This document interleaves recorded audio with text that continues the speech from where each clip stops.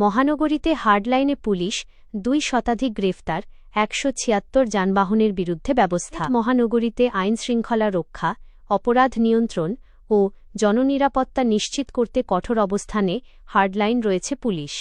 মহানগর police, SMP ও DB পুলিশের পৃথক বিশেষ অভিযানে গত 32 ঘণ্টায় 218 জনকে গ্রেফতার করা হয়েছে।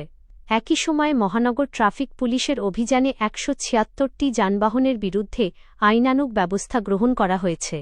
আজ শুক্রবার 12 জুন সকাল 8টা পর্যন্ত পূর্ববর্তী 32 ঘণ্টায় মহানগরীর বিভিন্ন এলাকায় এই চিরুনি অভিযান চালানো হয়। 32 ঘণ্টার অভিযানে 218 গ্রেফতার। পুলিশ সূত্রে জানা গেছে, গ্রেফতারকৃতদের মধ্যে নিয়মিত ও ওয়ারেন্টভুক্ত মামলার আসামি, মাদকসেবী, মাদক ব্যবসায়ী, জুয়ারি, চোর, হকার, সন্দেহভাজন ব্যক্তি এবং বিনা পরোয়ানা ও মেট্রো অধ্যাদেশ মোতাবেক গ্রেফতারকৃত আসামি রয়েছেন। এছাড়া চোরাকার বাড়ি এবং নির্বাহী ম্যাজিস্ট্রেট কর্তৃক সাজাপ্রাপ্ত আসামিরাও এই তালিকায় আছেন। অভিযানের সময়কাল বিভাজনে দেখা যায়, প্রথম 24 ঘণ্টায় 11 জুন বৃহস্পতিবার 175 জন গ্রেফতার, পরবর্তী 8 ঘণ্টায় 12 জুন শুক্রবার সকাল 8টা পর্যন্ত 43 জন গ্রেফতার।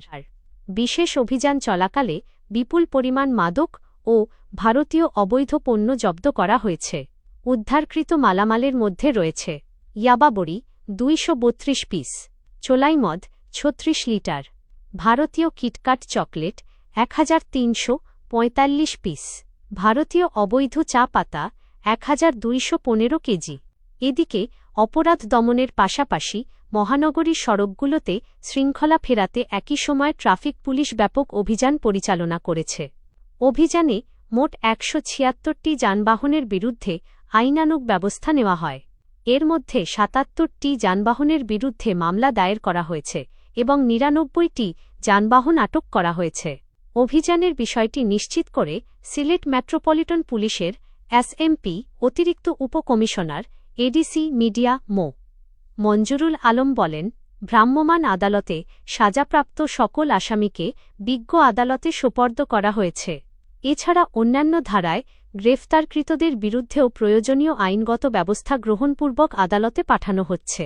অপরাধমুক্ত, নিরাপদ ও জনবান্ধব সিলেট গড়ে তুলতে এসএমপির এই নিয়মিত বিশেষ অভিযান অব্যাহত থাকবে।